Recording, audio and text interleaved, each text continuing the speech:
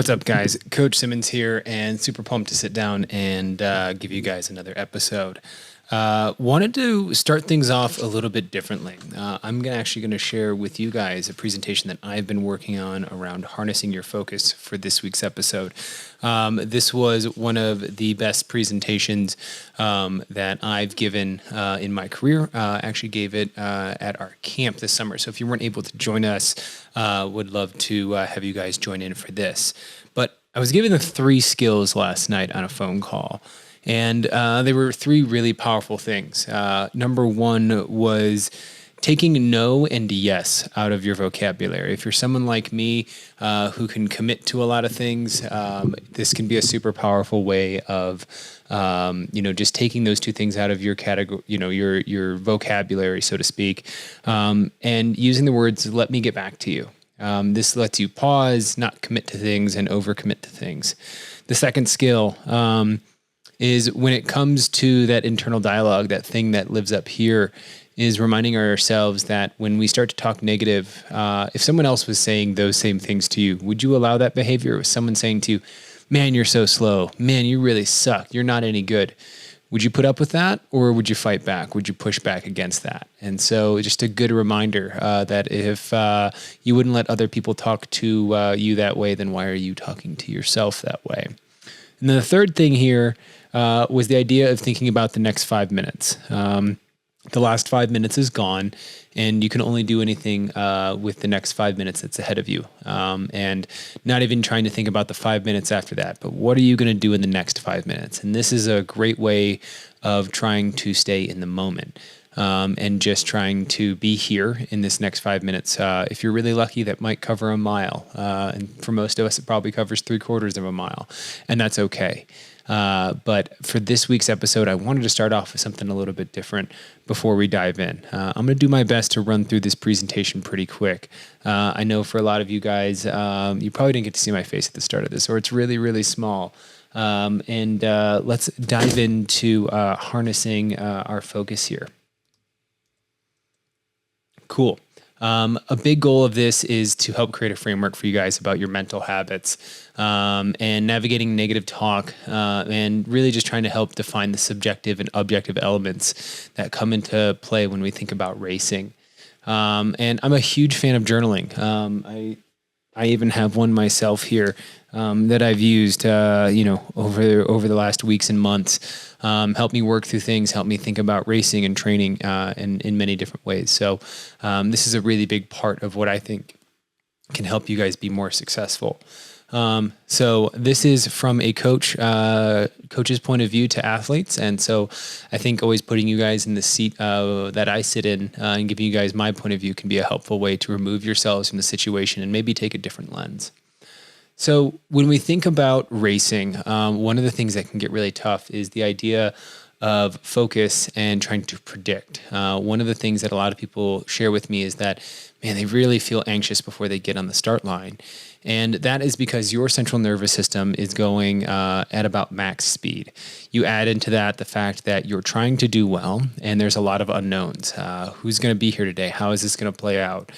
That all leads to a heightened sense of anxiety, which leads us into a fight or flight type of response. And our brains are wired to predict. It wants certainty. And when we don't have those things and we give it a lot of things that are uncertain, and sometimes we feed those things to our brain versus trying to focus on the things that we can control, we tend to get unpredictable performances. And so I think what's really helpful here is that there are 3 decisions that we make in every waking moment of our lives. And it's really about focusing on, the things that are important. And I know that sounds very simple, but what you focus on is what you feel. And what I mean by that is the idea that we are wired to see things a certain way. And we have habits that we've developed, which means that we can also develop habits that are better. So I'm going to use an example. If you plan to meet your boyfriend, your girlfriend, your significant other at 7 p.m. and they're not there, how do you respond? Are you worried? Are you upset? And if it's 7:30 p.m. and they're still not there, some people move to being really pissed off and moving to being really worried. We live in a day and age where we have cell phones, where we have things that we should be able to get a hold of. But if we don't have those things, do you lean towards worry or do you lean towards anger? And that is a habit of our mind, good or bad, right? There's no wrong answer to this. Depends on how you see your boyfriend or girlfriend. Are you guys doing well? Are you guys not doing well? Are you someone that tends to worry a lot? Are you someone that tends to, be upset a lot, right? What do you lean more towards? And whether you're getting angry or worried, it has nothing to really do with the event, right? It's that habit of our mind. It's that pattern of focus. And so if we put that in the context of running and racing, you can either fear racing, but love training, or you can love racing and the training can be the really hard part, or maybe you've got it all figured out and both things are super easy for you. But the reality is for most of us, training isn't that hard. It's actually where you can see some great splits in our training, and our racing is where it suffers. And so sometimes we build in a habit of our mind to fear racing. And we don't look at it as, this is where I get to put my fitness to the test and put it on display. This is good times. This is fun. We have that fear that can sometimes live in there. And so I want to dig in on 3 more things. Do you focus on what you have or what's missing, right? Let's give it context. Let's think about this next race or maybe your last race.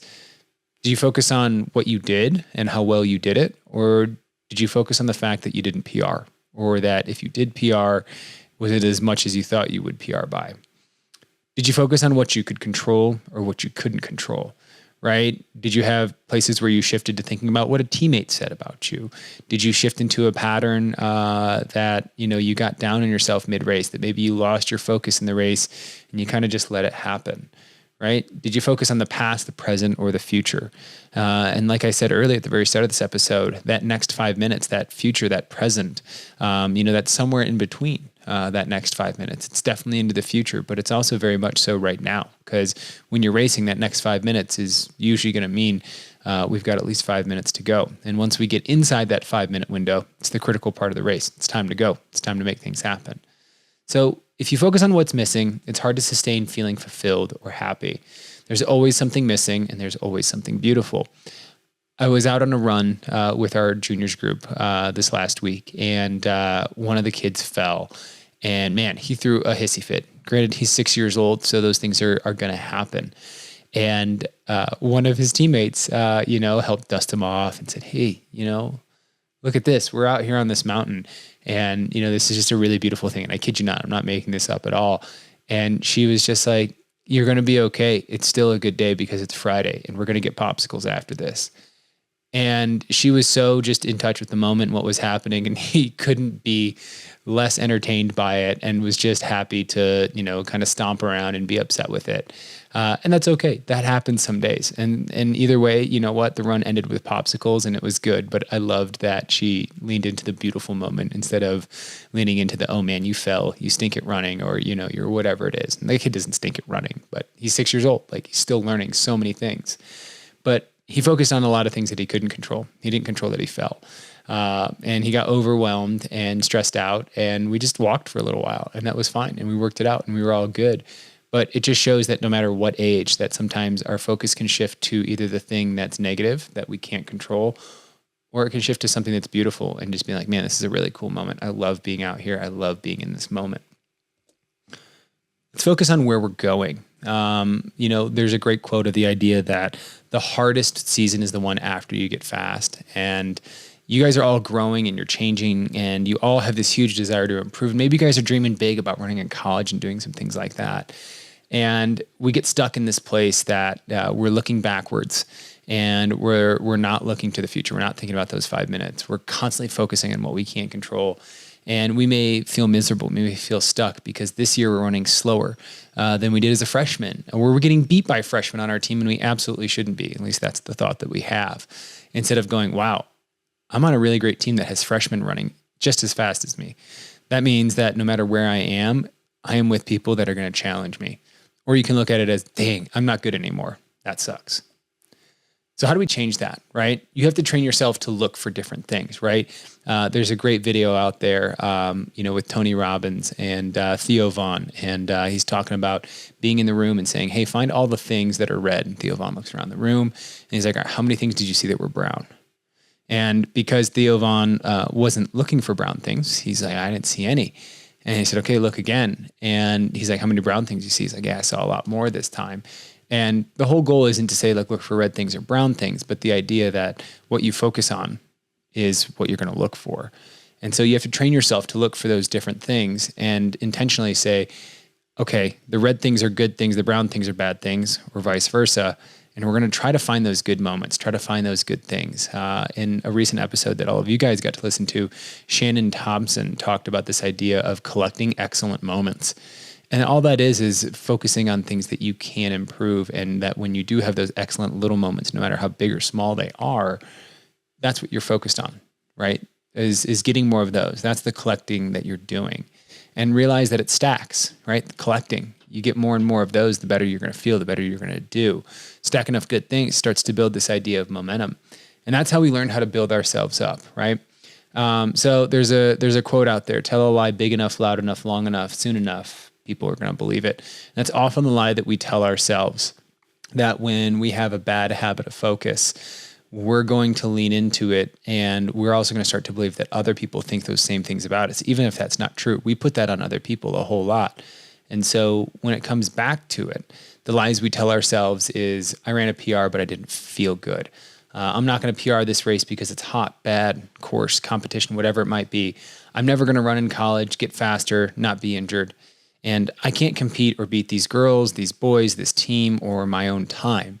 And those are just really just bad patterns of behavior that instead, like if you flipped all those on your head, like, hey man, I ran a PR, and it hurts like it should. And not looking at it and saying, hey, everybody's got to run in this race. Like, how well can I compete? Where can I land in this field? Can I beat some people that maybe I didn't, beat this last week?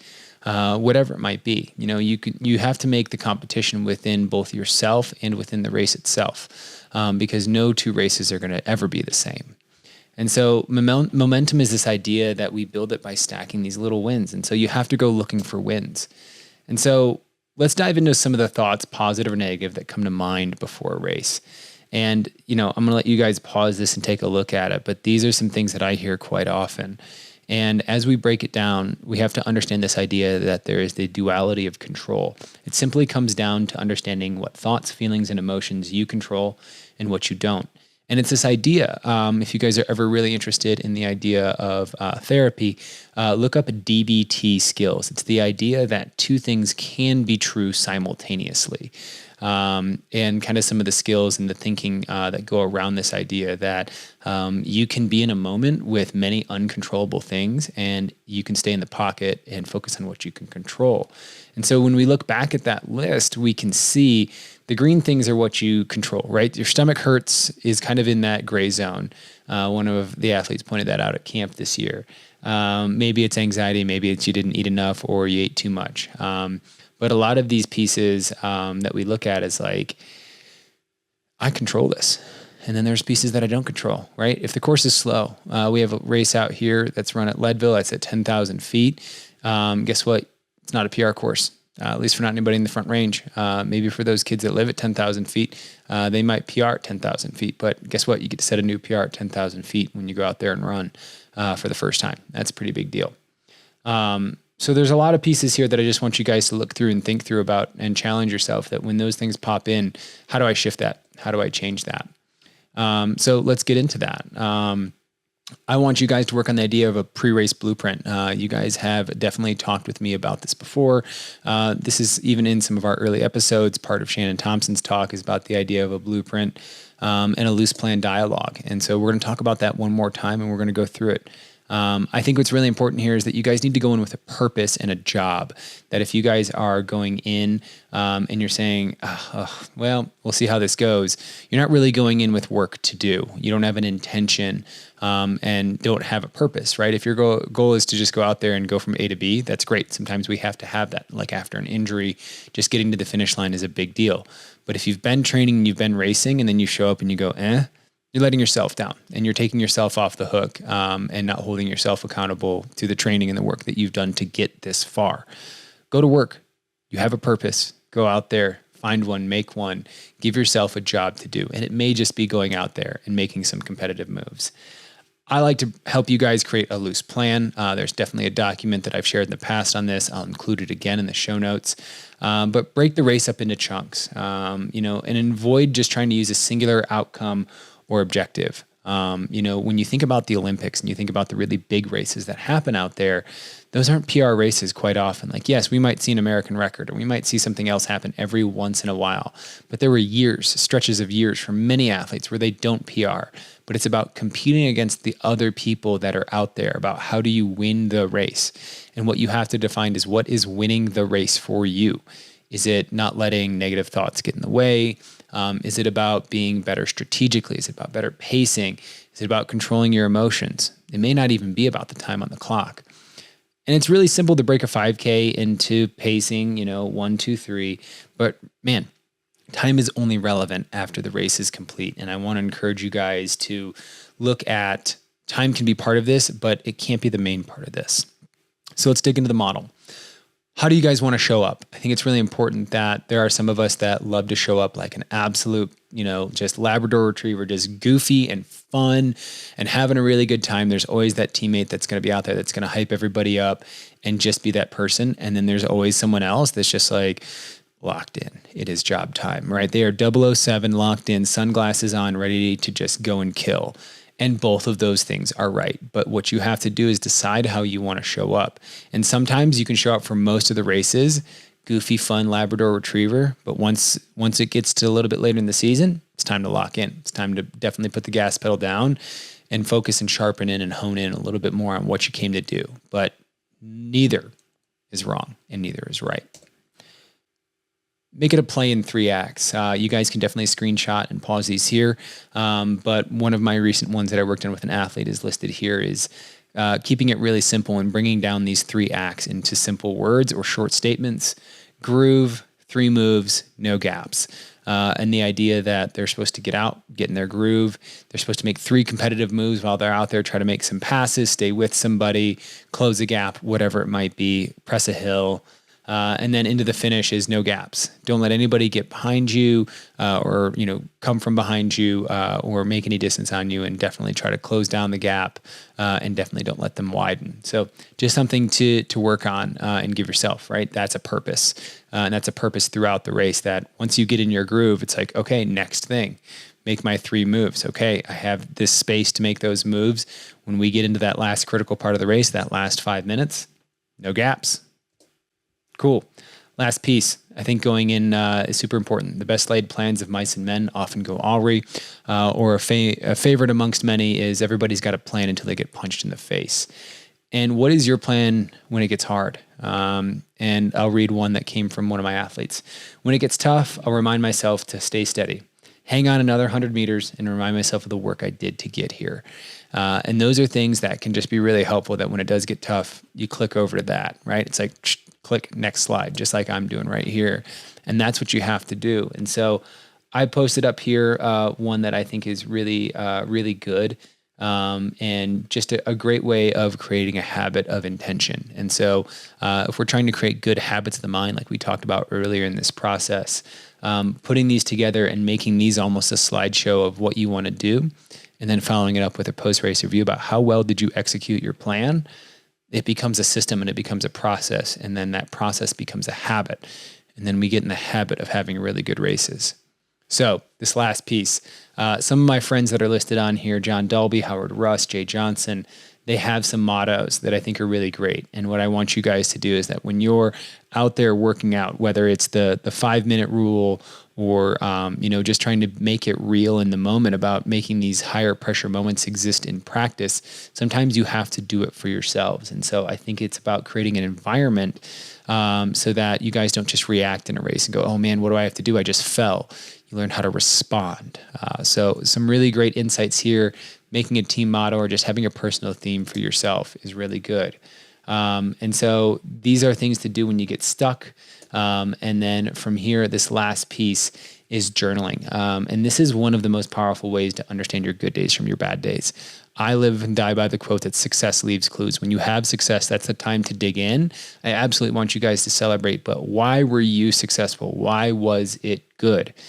when those things happen, we can start to really understand that more and be able to build from that. And so if your stomach didn't hurt, what'd you eat today? If you had a great kick, how'd you pace yourself? How'd you line yourself up for success? And so in close, I've got 4 resources here that I think are amazing. One is The Champion's Mind from James Afremov. It's a great book, a little bit of a heady read, but if you're interested in performance psychology, this is a great resource.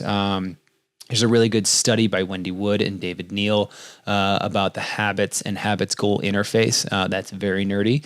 And then another one that I think is really good but hard to find is the Playing in the Box. It's a practical guide for helping athletes develop their mental game by Dr. Pete Temple. And then the last one of my favorites, I have one of his books right here behind me called Do the Work, as well as Turning Pro by Stephen Pressfield. For the 15 seniors that we had graduate this last year, I think we had 12 of them go on to run at the college in the D1, D2, D3 level.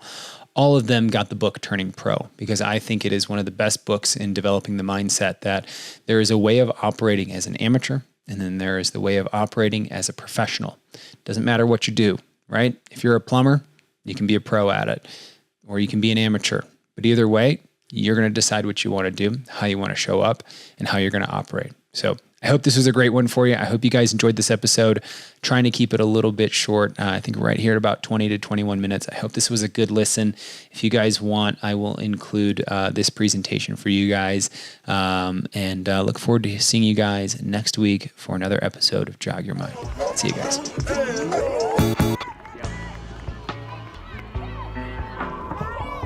2, 3,